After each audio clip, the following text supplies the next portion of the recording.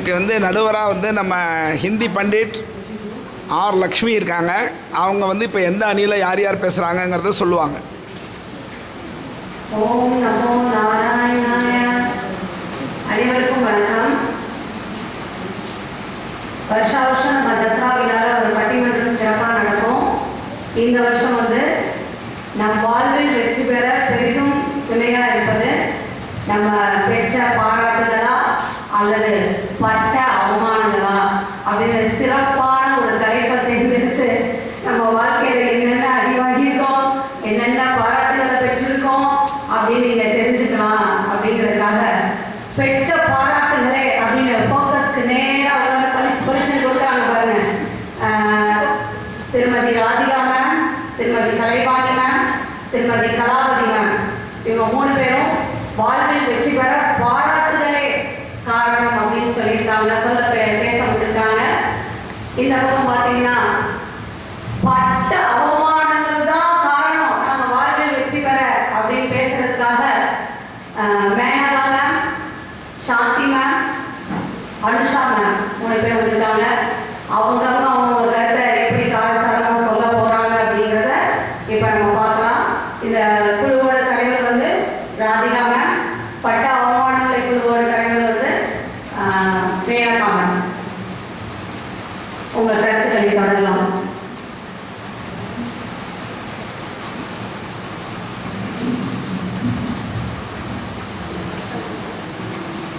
அனைவருக்கும் வணக்கம். நான் வந்து நம்ம வாழ்வில் பெரிதும் வெற்றி பெற காரணம் வந்து நம்ம பெற்ற பாராட்டுகள் தான் அப்படின்னு சொல்லி பேச சொல்லியிருக்கேன். ஜி இது ரொம்ப அழகாக நடுவருக்கே உங்க டோரணி போல அழகாக இதுவே வந்து ஒரு பாராட்டு தான். இது வந்து ஜி பதி எதுவுமே மறக்காது. எனக்கே அதனால ராஜா வந்து சொன்னாங்க அப்படின்னு நம்ம மனசுல ஒரு ஓரமா இருக்கும்ல, அதுக்காக சொன்னேன். அடுத்து வந்து பார்த்தீங்க அப்படின்னா இப்போ வந்து ஸ்டூடெண்ட் இருக்காங்கன்னு வச்சுக்கோங்க. அவங்க வந்து டெய்லி வந்து ஹேண்ட் ரைட்டிங் நோட் எழுதிட்டு வராங்க. அடுத்த நாள் வந்து நம்ம எதுவுமே வந்து டீச்சர் வந்து கரெக்ஷன் மட்டுமே போட்டுட்டு போறாங்க அப்படின்னா அடுத்த நாள் வந்து அந்த குழந்தைக்கு வந்து எதுவுமே தோணாது. நம்ம வந்து எழுதிருப்போம் அப்படின்னு மட்டும்தான் தோணுமே தவிர அடுத்த நாள் நல்லா எழுதணும் அப்படின்னு தான் தோணாது.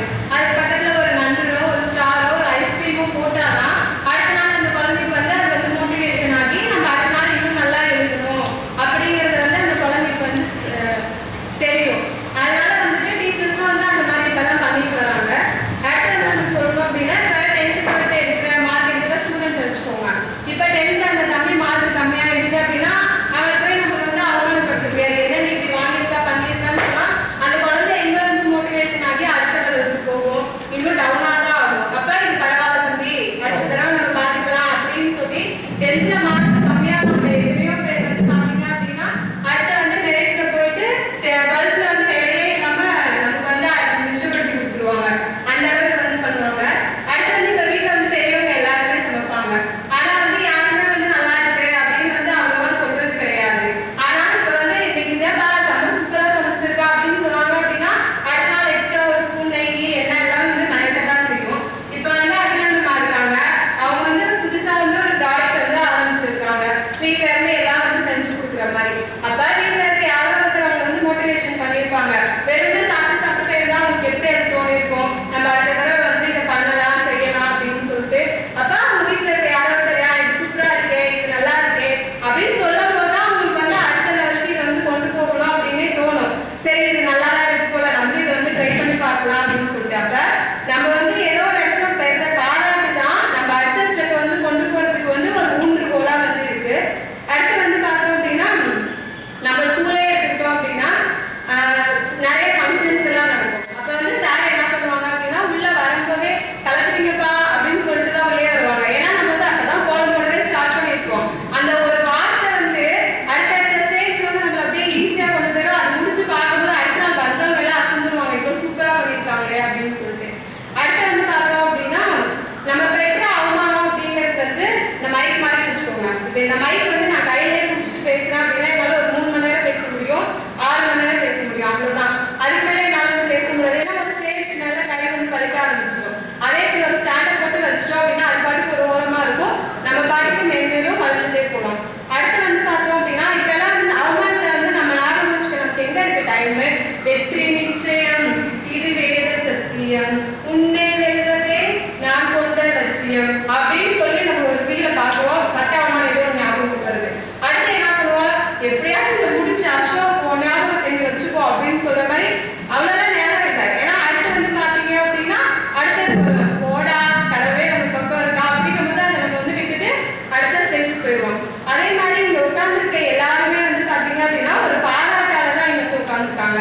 உங்களால முடியுப்பா, ஃபர்ஸ்ட் தடவை என்னெல்லாம் கூப்பிட்டு நல்லா வரவே இல்லை, அடுத்த தடவை கூப்பிட்டப்ப சரி நம்ம மேல ஒரு நம்பிக்கை வச்சிருக்காங்கன்னு வந்தேன். அதே மாதிரி தான் இங்க உட்கார்ந்துருக்க எல்லாருமே பாராட்டால மட்டும்தான் இங்க வந்து உட்கார்ந்துருக்காங்க.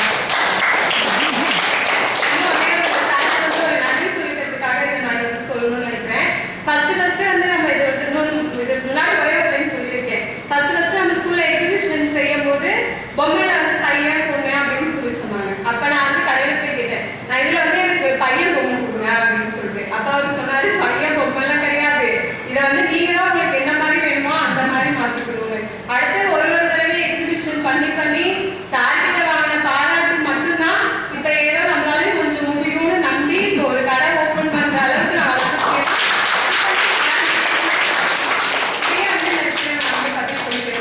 அதே மாதிரி பாத்தீங்கன்னா இப்ப பாராட்டுல வந்து ஃபர்ஸ்ட் வந்து ஜி குப்டரே வந்து பெற்ற பாராட்டுகள் அப்படின்னு சொல்லி எங்களை தான்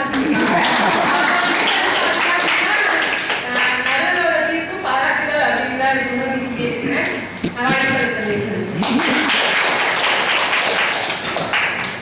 அருமை ராதிகா, அருமை.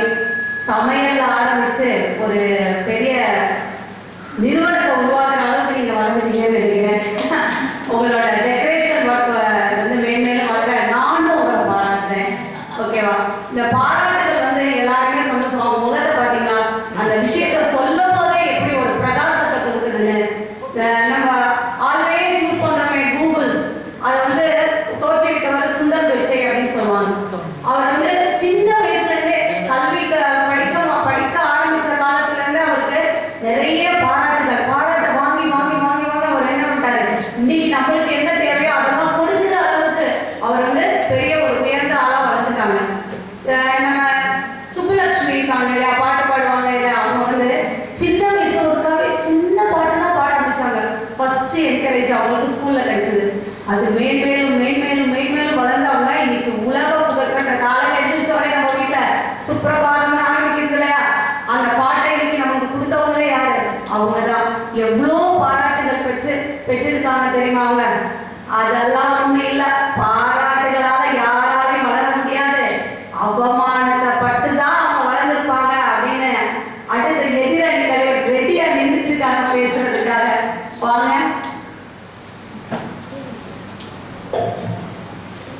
அனைவருக்கும் வணக்கம். வாழ்த்தியவர்களை விட வீழ்த்தியவர்களே நம் வாழ்வில் முன்னேற மிகப்பெரிய தூண்டுகோல். ஏனெனில் வாழ்த்தியவர்கள் தூண்டியது நம் தன்னம்பிக்கை, வீழ்த்தியவர்கள் தூண்டியதோ நம் தன்மானத்தை. ஜி ரொம்ப வந்து அழகா இருக்கீங்க அப்படின்னு சொல்லி ஐஸ் வச்சுட்டாங்க, அதெல்லாம் நம்பாதீங்க. நீங்க கோயில் சுத்தும் போதே நினைச்சேன், ஜி இன்னும் கொஞ்சம் கிராண்டா வந்துருக்கலாமே அப்படின்ற மாதிரி. அதனால நம்பிடாருங்க. இப்ப ராதிகா சொன்னாங்க, இப்ப வந்து அவங்க பையன் 12th வெறும் 300 மார்க் மட்டும் தான் எடுக்கிறான். சரி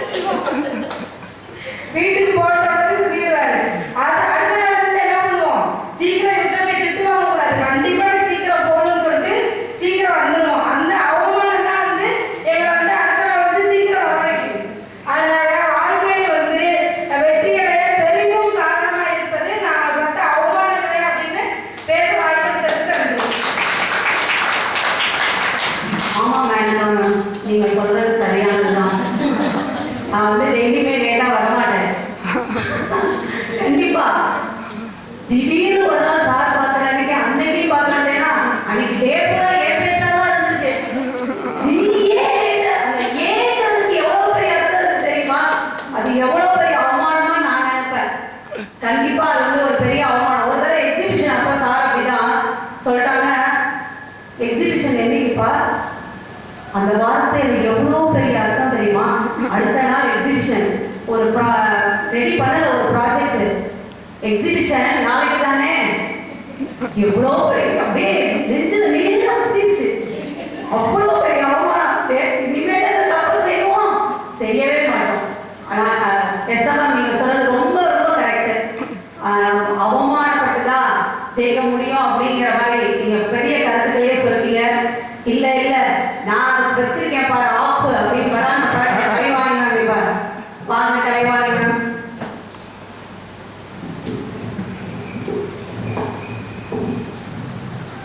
அனைவருக்கும் வணக்கம். விடாமுயற்சி, சரியான நேரம், தகுதி, நல்ல எண்ணங்கள், தீய குணங்கள் இல்லாம நல்ல பழக்க வழக்கங்கள், நல்ல பண்புகள் இருந்தா எல்லாத்துக்குமே வெற்றி தான். அந்த வெற்றி எல்லா வாழ்க்கையில் இருந்தா வாழ்வில் பெரும் வெற்றி அடைய பெரிதும் காரணமாக இருப்பது பெற்ற பாராட்டுகளே அப்படின்னு சொல்லி நான் பேச வந்திருக்கேன். எஸ்எம்எம் சொன்னாங்க எடிசனை பத்தி. அவர் வந்து அவமானப்பட்டனாலதான் வந்ததுன்னு. அவர் அவமானப்பட்டோன்னா அவங்க அம்மாட்ட போய் அழுதாங்க. அப்போதைக்கு அவங்க அம்மா வந்து உன்னால முடியும், இதை ஏன் நீ அவமானமா எடுத்துக்கிற, நீ செய் அப்படின்னு சொல்லி அதை வந்து ஊக்குவிச்சாங்க. அதனாலதான் அவரால் வந்து வெற்றி அடைய முடிஞ்சிச்சு.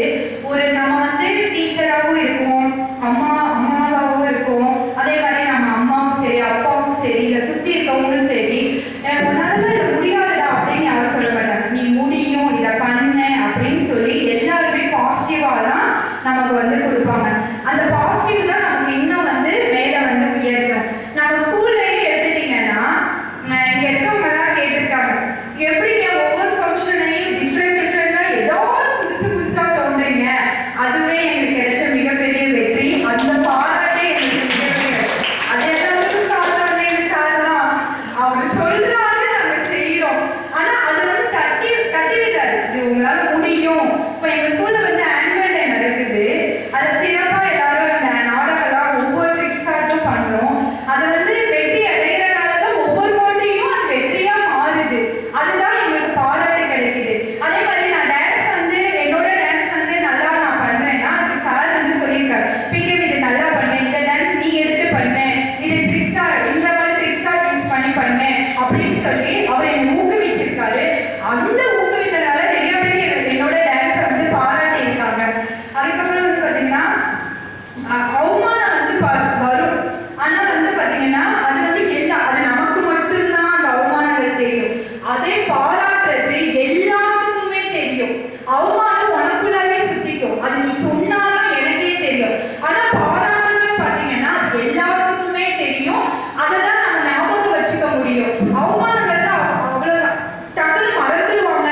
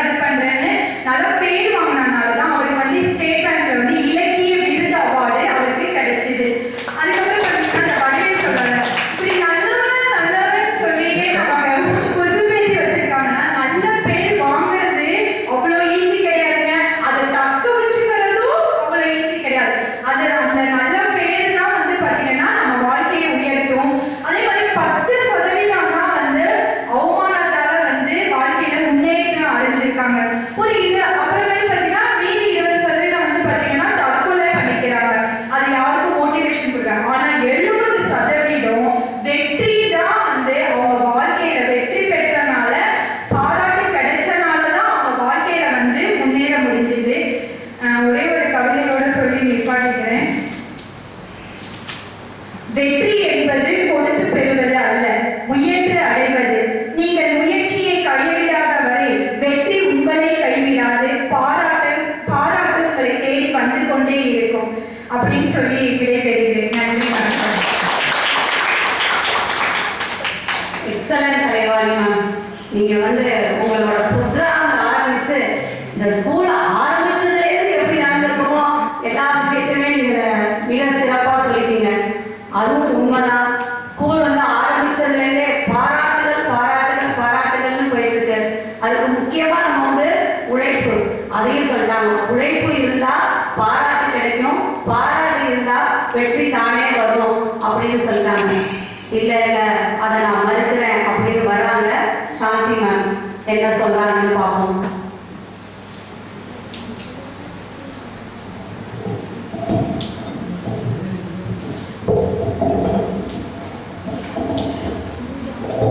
அவங்க நின்று பேசுகிறாங்களா உட்காந்து பேசுகிறாங்களான்னு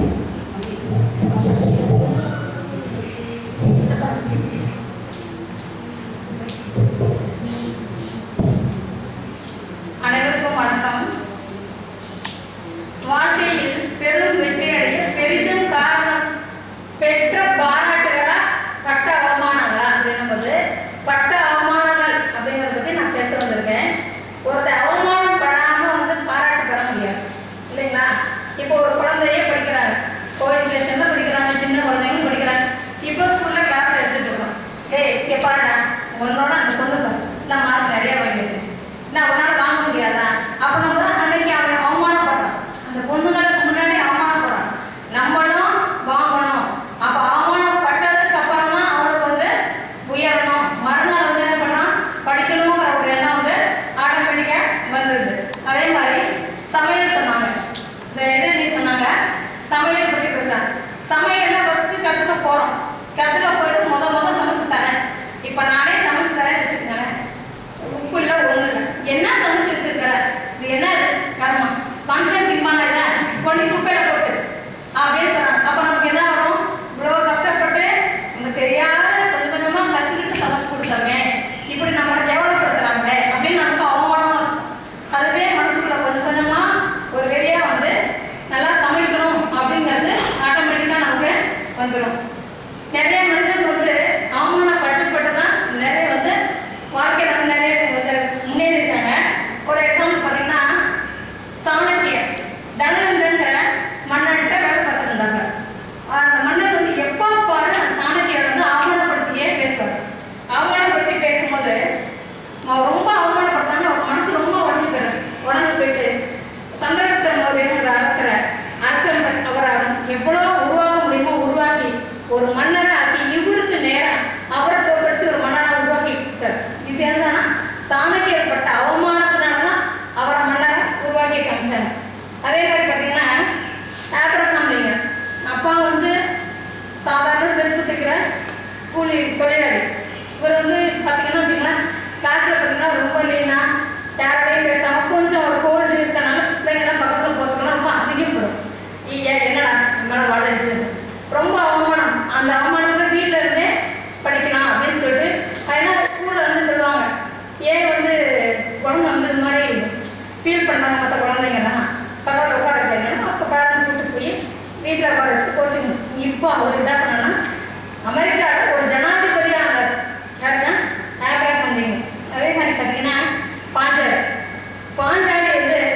துச்சாதன் துகில் உரிகிறார்.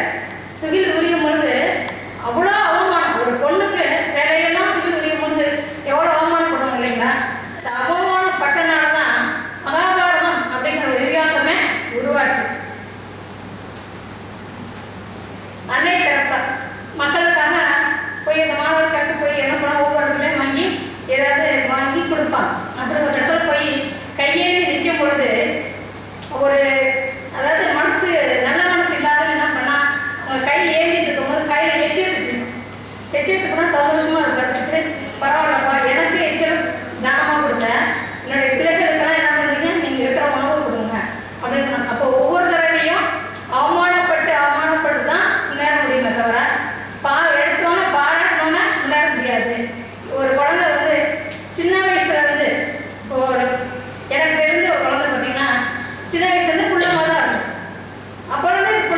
கூட இருக்க, உன்னால் என்ன முடியும், அது ஒன்றும் முடியாது அப்படின்னு சொல்லி அதை அவமானப்படுத்திட்டே இருந்தேன். இப்போ அந்த சின்ன வயசுலேருந்தே அந்த பொண்ணுக்கு வயசில் வந்து ஒரு வைராக்கியம் வந்துருச்சு.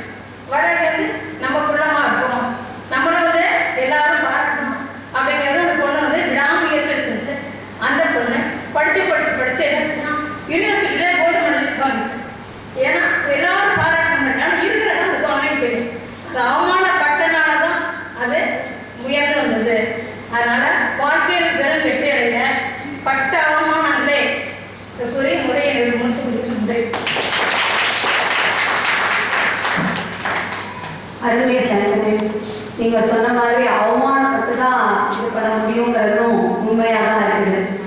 நம்மளுடைய அம்பேத்கர், டாக்டர் அம்பேத்கர் பார்த்தீங்கன்னா அவரும் இதே மாதிரி தான். அவர் காந்த இதில் பிறந்த காரணத்தினால ஒரு தண்ணி குடிக்க கூட அவரை அனுமதிக்க மாட்டாங்க. அந்த ஒரு அவங்க கூட படிக்கிற இடத்துல இருக்கிற ஸ்டூடெண்ட்ஸ் கூட அவர் என்ன பண்ணாரு, அது தன்னோட மனசில் அவருக்கு ஒரு பெரிய வழி. அதே அவர் வந்து அந்த அவமானம் தான் அவர் வந்து இன்னும் ஊக்கப்படுத்தி அவர் வந்து இன்னைக்கு நம்ம யூஸ் பண்ணுறோமே இந்திய அரசியல் அமைப்பு சட்டம் அதை உருவாக்கி கொடுத்தார். சாதாரண சமூகத்தை தாழ்ந்த சமூகத்தை சேர்ந்தவர்கள் அவர் ஒதுக்கி வச்சாங்க. இன்னைக்கு உலகமே யூஸ் பண்ணக்கூடிய அளவுக்கு வந்து ஒரு அரசியலமைப்பு சட்டத்தை நம்மளுக்கு உருவாக்கி கொடுத்தவர் அவர் தான். அவமானப்பட்டதுனால அவர் எப்படி ஒரு பெரிய இதை நம்மளுக்கு கொடுத்துருக்காரு பார்த்தீங்களா? இல்லை பாராட்டுகள்னு சொல்லி தொகுத்து வளர்ந்து போறாங்க. இப்போ கலாவதி மேம் சிறப்பா பல ஆண்டுகள் நடுவோட இருந்து இன்னைக்கு பாராட்டுகளை பற்றி பேச வந்திருக்காங்க. என்ன சொல்றாங்கன்னு பார்ப்போம்.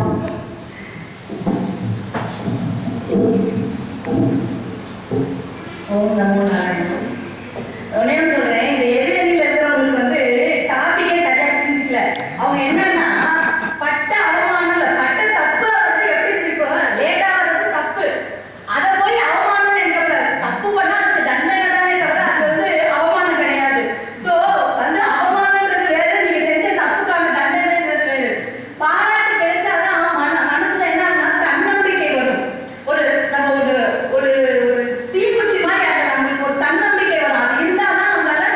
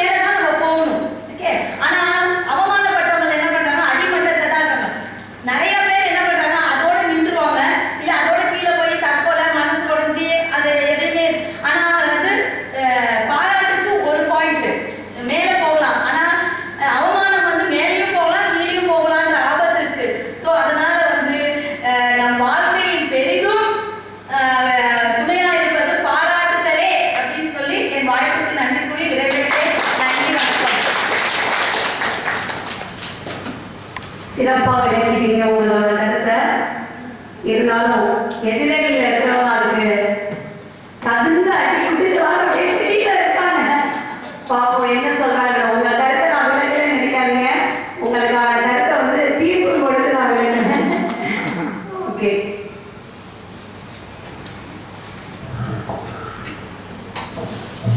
அனைவருக்கும் வணக்கம். மனிதா உன் மனதை கீறி விதை போடு மரமாகும், அவமானம் படுதோல்வி எல்லாமே உணவாகும். இப்படி ஒரு பாட்டு பாடிருக்காங்க. இது பாடும்போது ஒரு மனசுக்குள்ள ஒரு உணர்ச்சி வருது பார்த்தீங்களா? அதுதாங்க வரும் வாழ்க்கைக்கு. எதுங்க? பட்ட படுதோல்வியும் அவமானமும் தான். மேம் அழகா சொன்னாங்க, யூகே மேம். அந்த பேஸ் மட்டும் அந்த பேஸ் மட்டும் தான் நம்ம சொல்றோம். அந்த அவமானம் பட்டு தான் நீங்க வெற்றிக்கே போக முடியும். எடுத்தாலே வெற்றி படி ஏறிடுவீங்களா? முடியாது.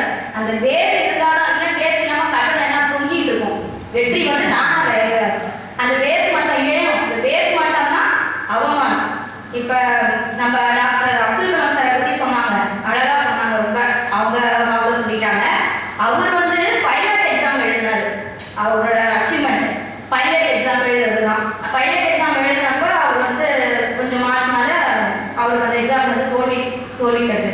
அதுக்கப்புறமா அவர் வந்து வேற துறையில, அதாவது விஞ்ஞான துறையில சேர்ந்து ஏவுகணையின் தந்தைன்னு பாராட்டுலாம் வாங்கினாரு. அவருக்கு பட்டம்லாம் கொடுத்தாங்க.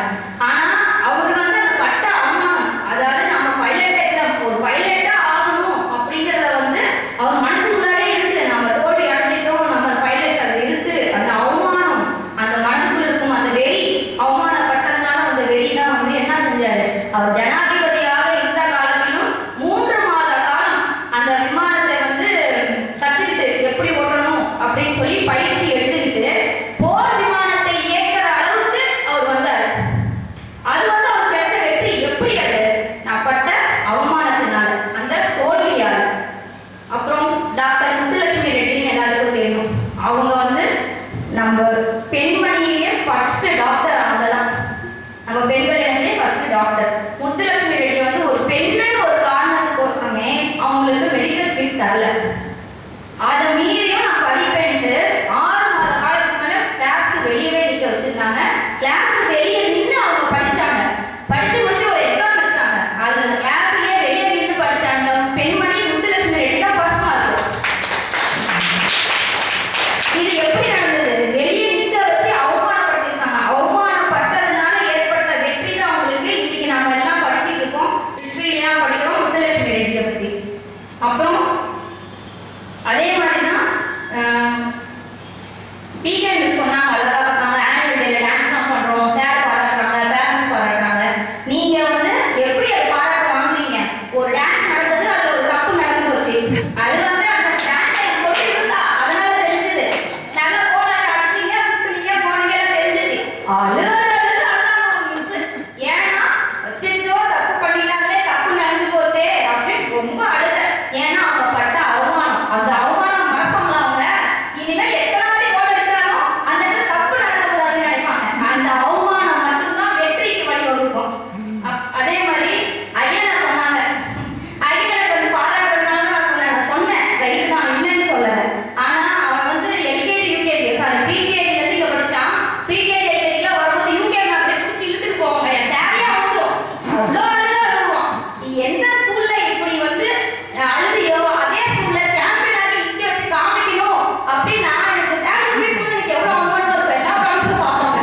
அவனை தெருவே சுத்தி தான் ஸ்கூல் கூட்டிட்டு வருவேன். இங்க வந்துலாம் யூனிஃபார்ம் போட்டு டீச்சர்லாம் சொல்லியிருக்கேன். ஆனா அவன் ஜூனியர் சாம்பியன் வாங்கினா சாம்பியன் வாங்கினான். சாருக்கே தெரியும். டிஏ மேடம் வந்து சார் வந்தப்ப எழுந்திருக்கவே இல்லை என் பையன்.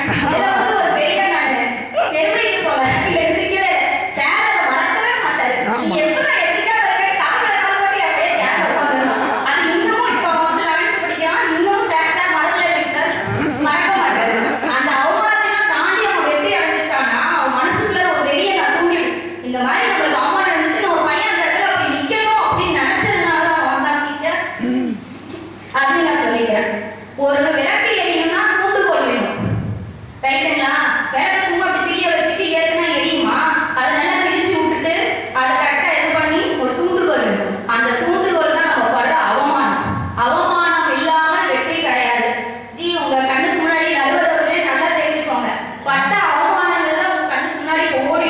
அந்த பட்ட அவமானங்கள் வந்து நம்ம ஒரு நிமிஷம் கூட நினைக்கல, ஒரு செகண்ட் முன்னாடி கூட நினைக்கலைன்னா நம்மளுக்கு வந்து வெற்றி வந்து ரொம்ப பெரிய விஷயமா தெரியாது.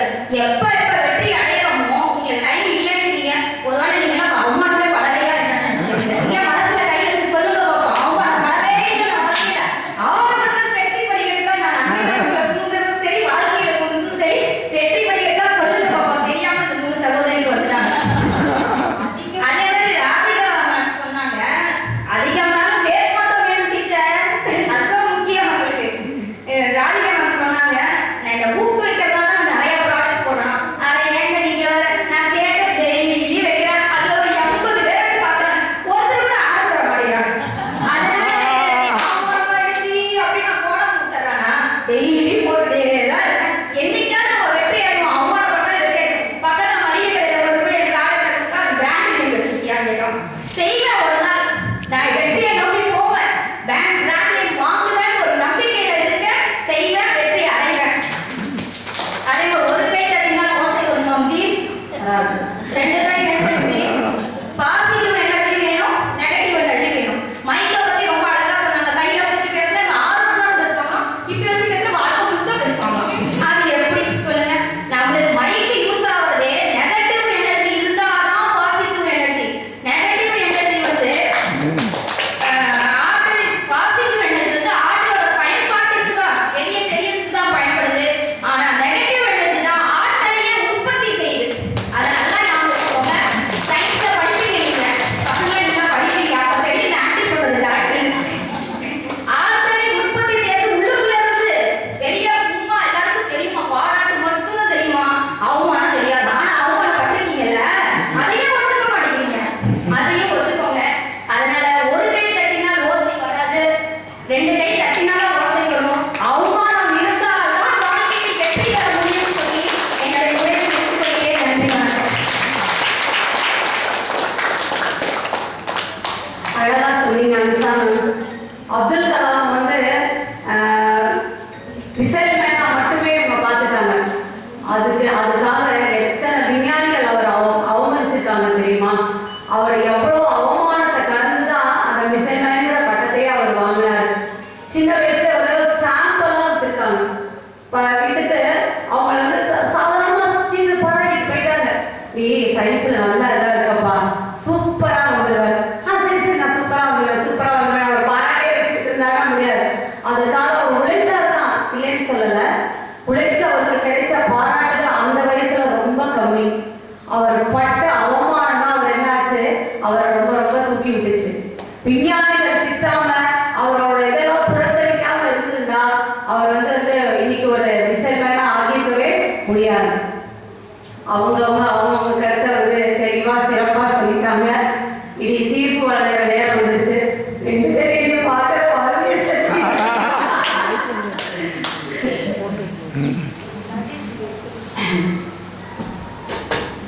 பாராட்டணும்னா நம்ம ஒரு விஷயத்த சாதிக்கணும்.